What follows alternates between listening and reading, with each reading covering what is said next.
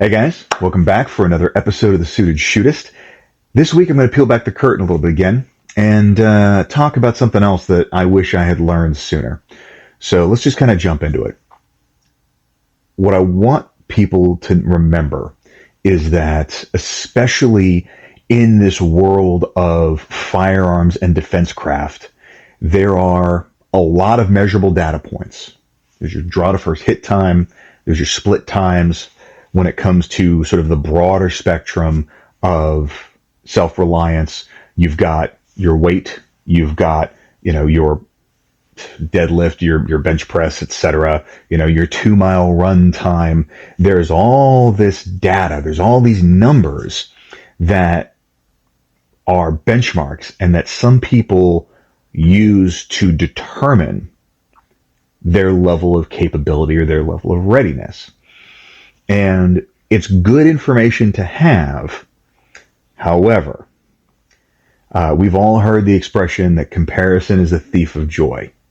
So really what I want to talk about is only you really are going to be able to determine what good enough is for your particular needs, your particular lifestyle, your particular application, your mission.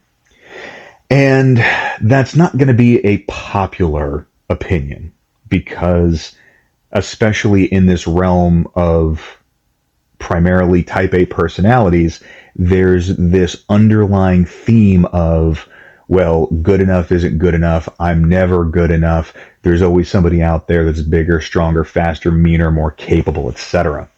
And the reason why I feel compelled to call this out is because there's a very important distinction between I can be better and I'm not good enough.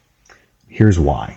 Because I would be willing to venture that a lot of these folks that are chanting the mantra of never good enough are likely at least familiar, if not supporters of, with winning in mind and, Inner Game of Tennis, some of the sports psychology type books.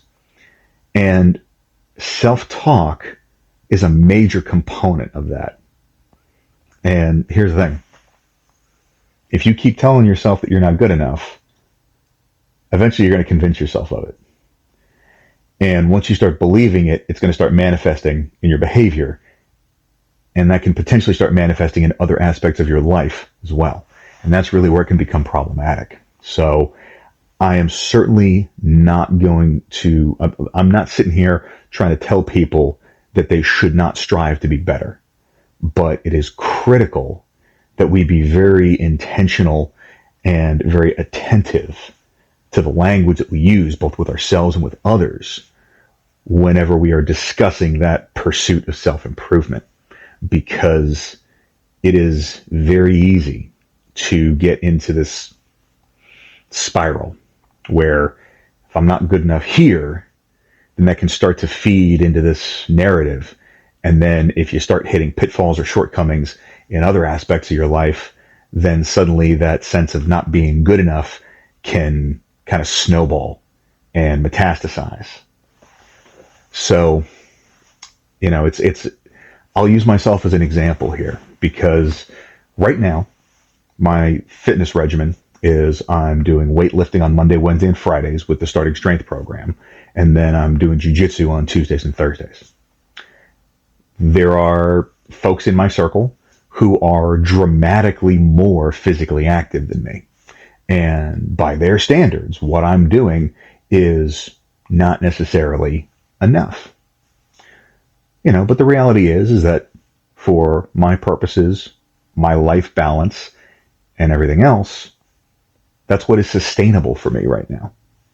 So, could that change in the future? Yeah, absolutely. And even going a step further, I've always kind of put out there, I put my performance numbers out there not because I'm trying to impress anybody, but partially due to accountability, and also because if the only people that are putting out their performance are the top end performers that are really incredibly impressive, that doesn't necessarily do a whole lot for the people on the front end that are just starting this.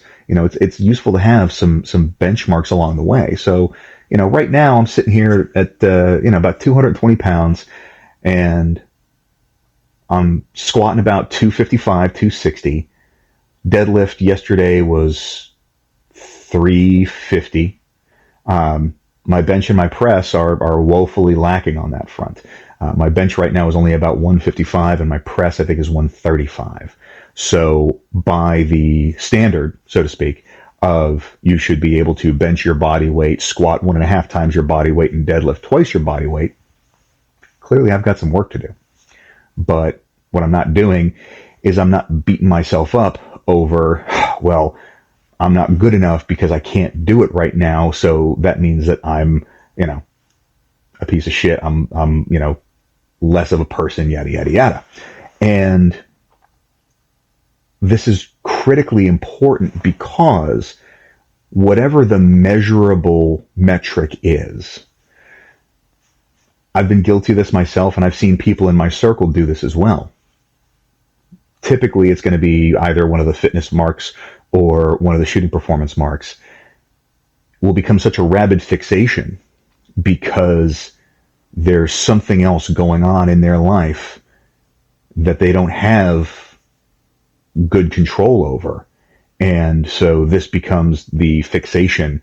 I mean, I've quipped that, I think that there's people out there that are chasing a sub-second draw just because it's more socially acceptable than developing an eating disorder.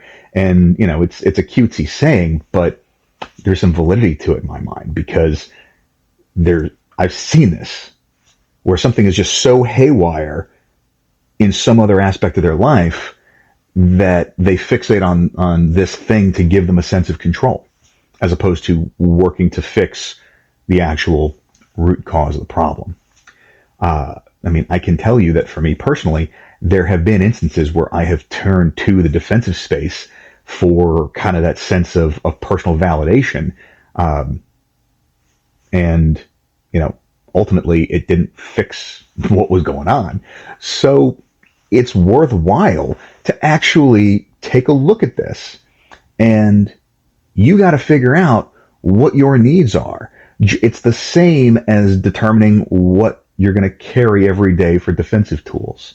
There are certain people out there for whom carrying a Glock 34 with a red dot and a light is an unobtrusive, realistic proposition that doesn't really impact their day-to-day life and is easily accommodated.